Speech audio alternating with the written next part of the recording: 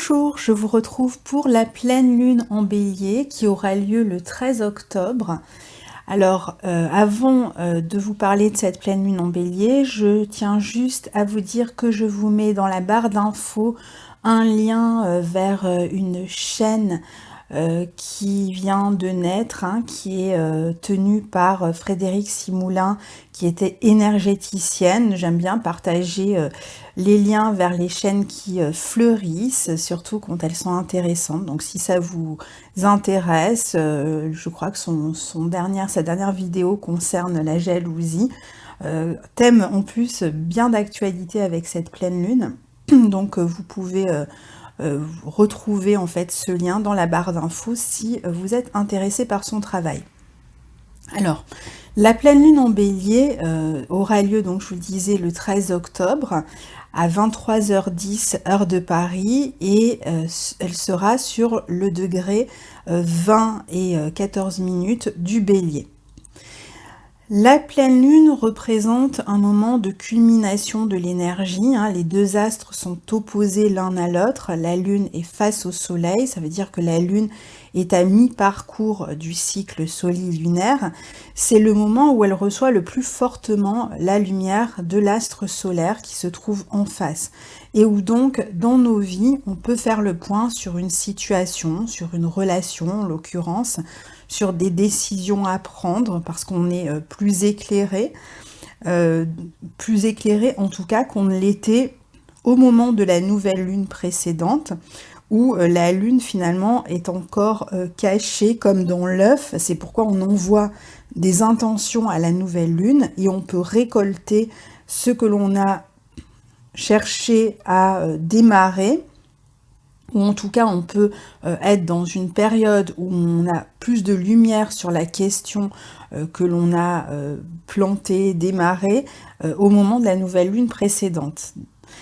Donc c'est le moment où finalement nos intentions sont confrontées à l'autre, à la vie, au monde, hein. Alors comme les deux astres sont toujours sur l'axe bélier-balance, c'est la vie relationnelle, les questions juridiques, les questions contractuelles et celles concernant l'engagement qui sont en première position toujours ici. La lune est en bélier et l'aspect le plus étroit qu'elle forme est en trigone à Jupiter, suivi de tout près d'un carré à Pluton. Le soleil, quant à lui, est en balance et forme donc un sextile à Jupiter et aussi un carré à Pluton. Comme la lune est en bélier, j'aime bien d'abord voir où se trouve le maître du bélier, c'est-à-dire Mars, qui maîtrise cette pleine lune et qui va donc nous apprendre beaucoup de choses sur l'énergie de cette pleine lune. Mars est en balance, il est quinconce à Uranus et carré à Saturne.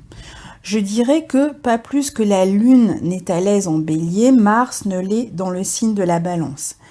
Mars en balance, c'est le maître du bélier, le maître de la pleine lune, donc, mais il est en exil dans ce signe de la balance, trop diplomate et consensuel pour lui. Il est une planète de feu, hein, de passion, d'action, dans un signe d'air, de communication, de déplacement. Donc son énergie, ses réactions, son dynamisme, son aptitude à trancher, à décider, hein, à Mars, va plutôt s'exercer ici dans le domaine de la communication et de la relation.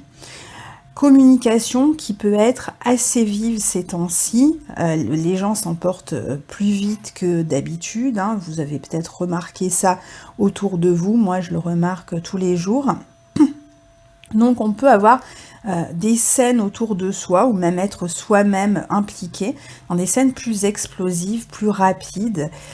En fait, si on analysait les aspects formés par Mars ici, on se rendrait compte avec le carré à Saturne et le quinconce à Uranus que toutes les frustrations portées depuis des mois et peut-être même des années par les gens ont besoin de trouver un canal d'expression représenté par le quinconce entre Mars et Uranus. Et peuvent donc sortir pas toujours maîtrisés, contrôlés, un peu comme si le premier bouc émissaire était bon pour faire sourdre sa violence réprimée. D'où cette atmosphère un petit peu explosive dans les relations, et souvent d'une manière complètement inattendue. C'est-à-dire que ça va très bien et ça dérape sans qu'on l'ait vu arriver. De plus, pour ceux qui auraient envie de prendre un nouveau départ dans leur vie relationnelle, peut-être qu'une forme d'impatience pourrait vous rendre plus houleux, plus orageux, si vous avez du mal justement à attendre que l'autre se décide, ou si vous avez du mal même à exprimer ce que vous ressentez pour cette personne, vous pourriez vous impatienter de vous-même ou de l'autre. Le problème avec le quinconce, c'est que ça peut sortir sans que vous ne l'ayez programmé et au moment où vous vous y attendez le moins. Donc la personne avec laquelle vous risquez d'entrer en conflit, ou la situation dont vous avez envie de vous libérer, peut vous amener à un tel niveau de bouillonnement et d'électricité que spontanément vous allez à un moment donné exploser, vous allez faire sortir cette colère, mais pas forcément avec la personne qui est concernée. Je ne dis pas que ce serait mieux avec la personne avec qui vous êtes concerné, mais quoi qu'il en soit, ça peut sortir à un moment absolument inattendu. Donc à retenir ici que les frustrations cherchent un canal pour se libérer, mais que cette libération ou cette expression de la frustration libérée peut finalement se passer à n'importe quel moment et avec n'importe qui. Ensuite, Mars est aussi au carré de Saturne en Capricorne. Et Saturne est en affinité avec la Balance, puisque c'est l'un des signes dans lequel il est en exaltation. Donc le carré pourrait simplement permettre, par exemple, de prendre du recul avec une relation, avec un désir, avec sa libido, avec un projet de couple qui n'avance pas, ou dans une relation dont on ne trouve pas l'issue. Ce n'est pas le bon moment, pourtant, c'est ce que nous dit le carré, vous n'êtes pas prêt, ou la situation et le contexte ne permettent pas d'aboutir à votre désir. Et même la communication ici est un peu comme empêchée, bloquée, ralentie. Alors, elle peut être ralentie pour différentes raisons. Elle peut être ralentie à cause de la distance ou à cause d'autres facteurs tels que l'autre personne qui vous empêche de communiquer avec elle. Par exemple, la personne avec qui vous avez un problème qui bloque en fait la communication.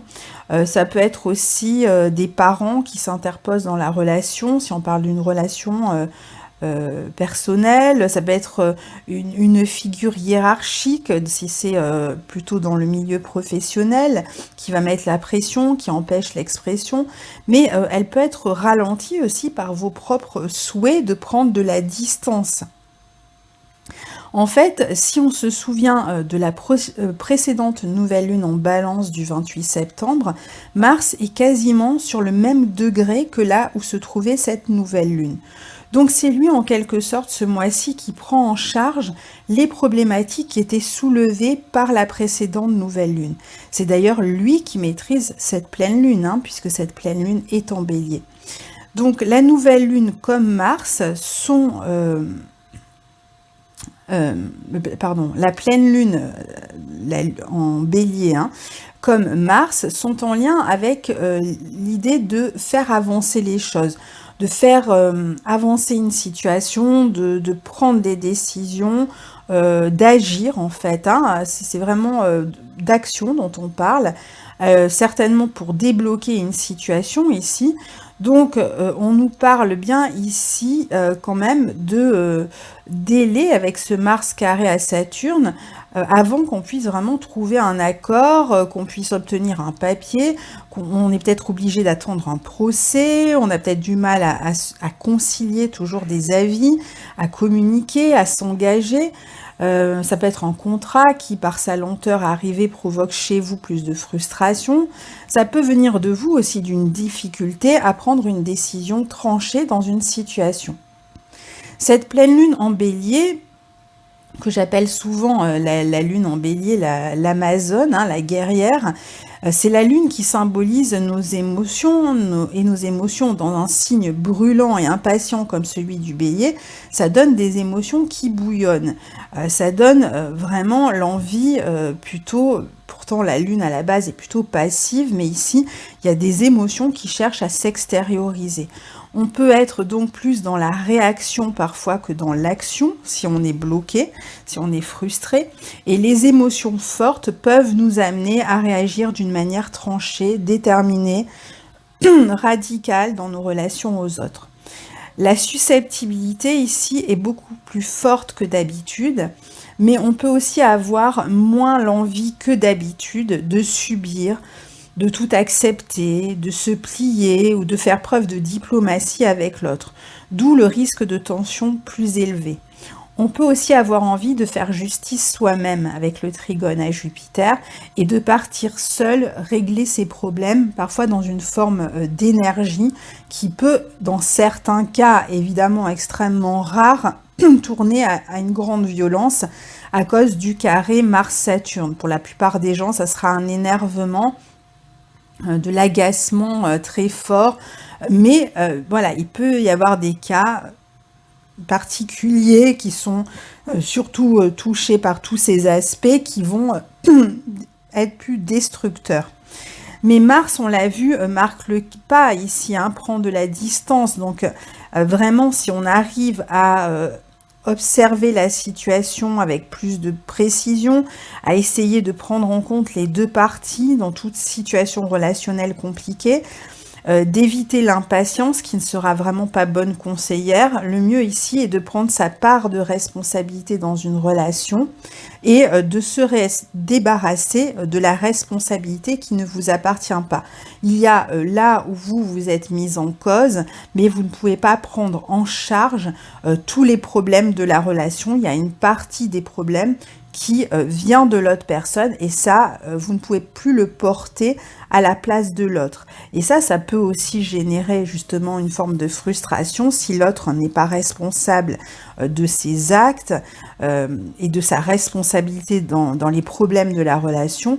C'est là aussi où ça peut déclencher des conflits et des disputes. Donc, tout le monde ne va pas agir avec sagesse, hélas, mais certaines personnes vont essayer, grâce à ce carré, de prendre un peu de distance et d'éviter justement l'impulsivité. À savoir aussi que Mars en Balance peut chercher, c'est un autre cas de figure, à séduire, à conquérir. Et que le désir de conquête ici est au paroxysme avec ce carré Mars-Saturne. Il est possible par exemple que l'on ait envie de démarrer une relation avec quelqu'un et que l'on rencontre de la résistance dans une relation. On est peut-être dans une histoire qui est aux prémices de la séduction et la lune en bélier va vous pousser à prendre les devants, à agir, à vous lancer, à déclarer votre flamme.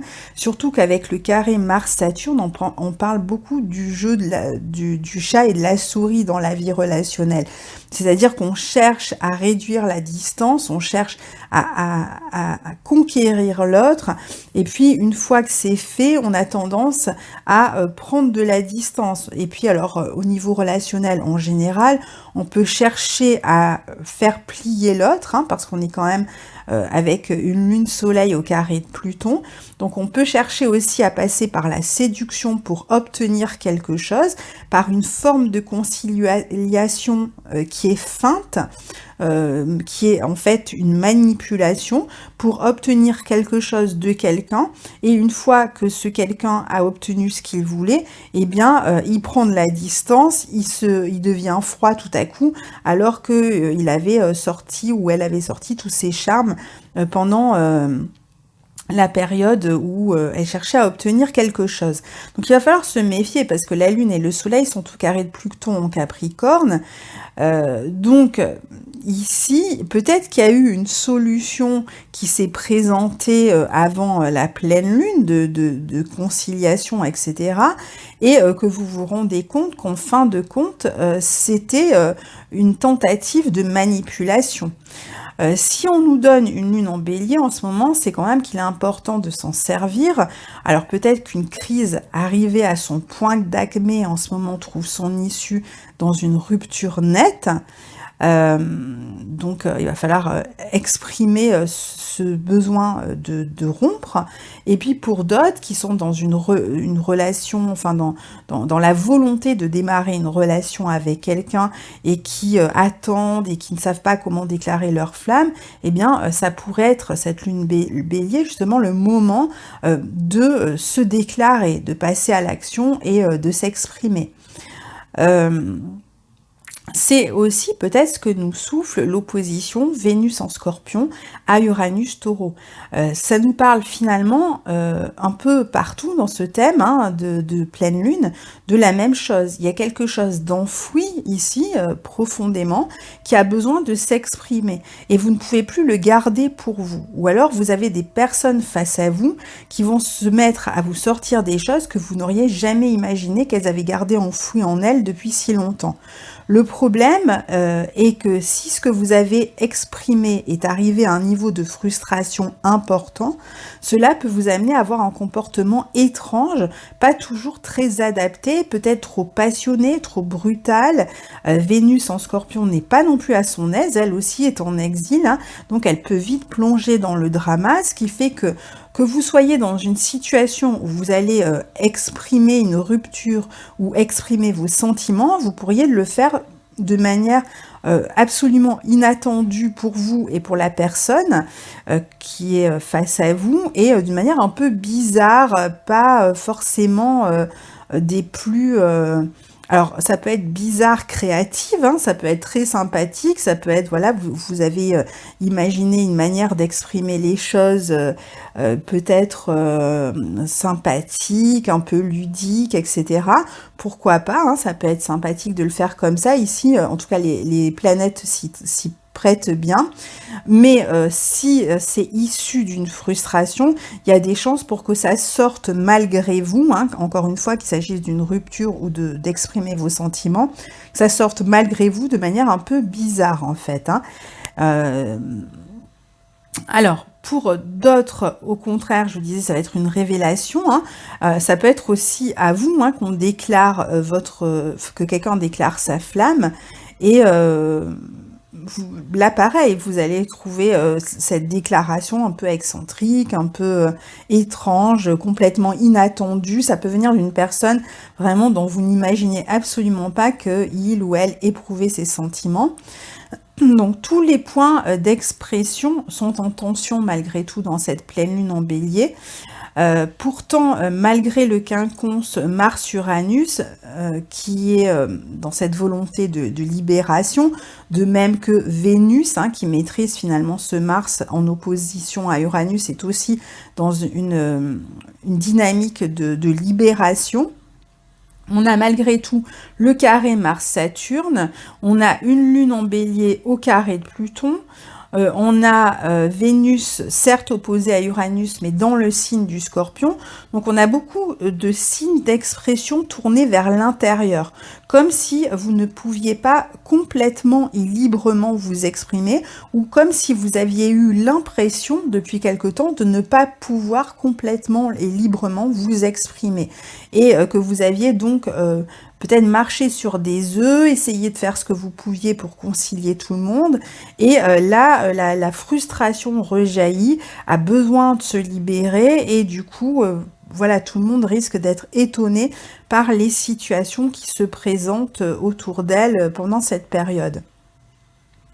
Alors, pour certains, peut-être que vous allez tout garder à l'intérieur, ce qui pourrait du coup déclencher beaucoup de nervosité intérieure, jusqu'à la nouvelle lune suivante qui, je crois, a lieu le 28 octobre, et qui sera une nouvelle lune extrêmement libératrice, puisqu'on aura les deux luminaires face à Uranus, mais on en reparlera. Si jamais vous attendez cette nouvelle lune, on peut imaginer que vous allez vraiment sentir la pression monter, en tout cas pendant cette deuxième quinzaine. Donc attention, parce que quoi qu'il en soit, ça peut rejaillir d'une manière ou d'une autre, dans une autre situation, avec beaucoup de nervosité et de manque de contrôle. Il peut y avoir un manque de contrôle ici. Évidemment, avec lune et soleil en bon aspect de Jupiter, Ce qui pourrait tout indiquer si vous sentez cette tension, cette frustration, cette nervosité à l'intérieur de vous, selon la situation problématique que vous rencontrez, vous pourriez par exemple faire appel à un thérapeute, à un formateur, à un conseiller, à peut-être un avocat, selon quelle est la situation, pour pouvoir en discuter, pour permettre une expression finalement plus douce, plus épanouissante, et peut-être plus, comment dire, plus dans les règles, hein, d'une certaine manière, ne pas aller vous défouler sur quelqu'un, mais d'aller trouver des moyens peut-être qui pourraient être mis à votre disposition pour régler une problématique, pour éviter les comportements destructeurs pour vous et pour les autres d'ailleurs, hein. Donc ici, on a des situations possibles qui sous-tendent à ces problématiques relationnelles qui ne sont pas toujours rationnelles. C'est-à-dire que les problèmes de base, hein, de la relation en ce moment, ça peut être des problèmes qui parlent de jalousie, qui parlent de peur, des dépendances, de secrets, de non-dits, qui empêchent véritablement de se faire une idée bien claire d'une situation tendue. C'est-à-dire qu'on ne comprend pas pourquoi l'autre agit comme ça. On ne comprend pas pourquoi l'autre cherche à manipuler la situation, pourquoi l'autre est dans cet état un peu explosif et un peu nerveux. Donc on risque de chercher d'abord sur le plan rationnel de l'explication de cette situation, pour comprendre les enjeux, hein, pour savoir ce qui finalement paralyse un petit peu la progression de cette situation. Mais si c'est complètement irrationnel, si c'est lié à la jalousie, la peur, aux dépendances, au secret, au non-dit, etc., ça va pas être facile de vraiment comprendre, hein. De même, peut-être que pour certains, ce sera leur passé, des éléments de leur enfance qui seront comme aux commandes d'une situation. Et la situation dans dans laquelle vous êtes replongé, ou votre partenaire avec qui vous avez un problème est replongé, font peut-être rejaillir certaines craintes, certaines rivalités aussi qui reviennent qui remontent de l'enfance, hein. Pour moi, la lune en bélier est toujours placée dans une rivalité, sinon elle n'aurait pas besoin à tout prix de terminer première. Si elle veut gagner et arriver la première, c'est qu'elle est en rivalité avec une autre personne dans la situation. Donc il peut y avoir une rivalité avec la sœur, la mère, la belle-sœur, une employée, qui pourrait être la motivation de tant de colère ici, et qui pourrait vous empêcher d'agir. Ça peut être avec votre ami, votre épouse, votre ex, voilà, je pense qu'il y a ce type de rivalité autour d'un autre enjeu. À savoir aussi que certaines relations peuvent être empêtrées dans des tentatives de manipulation, je vous le disais, hein, on est quand même au carré de Pluton, hein, qui génère chez l'un des partenaires, au minimum, une grosse frustration, surtout qu'ici, justement, avec les aspects des luminaires à Jupiter, on va y voir beaucoup plus clair dans ces tentatives de manipulation. Donc on va être d'autant plus énervé, d'une certaine manière, qu'on voit le jeu de l'autre, hein. Cet aspect de carré est à la fois compliqué, mais il est à Pluton, hein, mais une grande source d'évolution et de transformation aussi dans la vie relationnelle, si vous réussissez à comprendre ce que sous-tend vos actes, vos désirs, votre colère, ou ceux de l'autre. Parce que Mercure est ici au trigone de Neptune, qui va privilégier quand même une forme d'empathie. Mieux vous comprendrez peut-être pas de manière rationnelle, mais mieux vous essaierez en tout cas de faire la démarche de comprendre les motivations de l'autre, et moins vous ferez peut-être monter la colère. Ça ne veut pas dire que vous allez forcément pardonner, accepter, ni rien ce que l'autre fait, mais voilà, déjà la compréhension est une bonne manière de désamorcer la colère. Donc, vous trouverez peut-être du coup, si vous réussissez en tout cas, si vous faites l'effort de comprendre les motivations de l'autre, c'est-à-dire ce qu'on a dit tout à l'heure, hein, ce qui pouvait sous-tendre, c'est-à-dire peut-être que ça n'appartient pas du tout à la relation, peut-être que le comportement étrange de l'autre personne n'est pas du tout lié à la relation, c'est-à-dire que la relation est juste un moyen ou plutôt un déclencheur ou un réactiveur, plus exactement, d'une problématique plus profonde chez la personne qui remonte à son enfance. Donc, elle se retrouve, cette personne, dans le même type de situation qu'elle aurait peut-être déjà vécu dans l'enfance, par exemple, hein, et donc il y a une colère et un besoin de manipuler ou de bloquer l'autre qui est beaucoup plus important, d'autant plus que c'est pas à l'autre particulièrement qu'elle en veut, mais c'est à quelqu'un d'autre dans l'enfance qui est représenté par vous en ce moment, par exemple. Alors ça peut être vous qui êtes dans ce cas où vous manipulez la situation et où vous retrouvez finalement dans les traits de votre partenaire et dans la situation qui vous oppose à ce partenaire, une problématique de votre enfance. Donc c'est comme si vous rejouiez une scène, d'où cette frustration beaucoup plus forte et cette colère qui pourrait être beaucoup plus forte, parce qu'elle remonte à tellement loin que elle peut avoir complètement emprise sur vous en ce moment. Donc ça va être dur de se raisonner, hein, surtout quand on a des oppositions à Uranus comme ça, qui vraiment agissent en un temps éclair.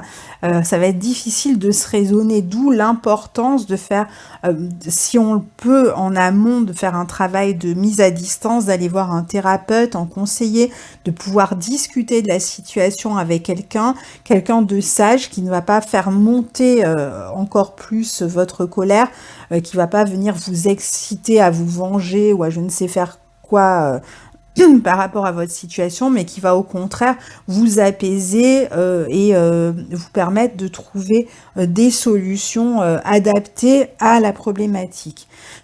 Bon, après, parfois, c'est vrai qu'on peut être en colère, hein, on peut être dans des situations difficiles, même si on n'est pas à la base la raison pour laquelle l'autre a décidé de s'emporter sur vous ou de vous faire payer quelque chose, malgré tout, quand on est dedans, forcément, on ne peut pas non plus toujours faire la part des choses. Il faudrait évidemment, mais c'est pas toujours évident. Il y a des moments où, justement, on est dépassé par ce qui se passe.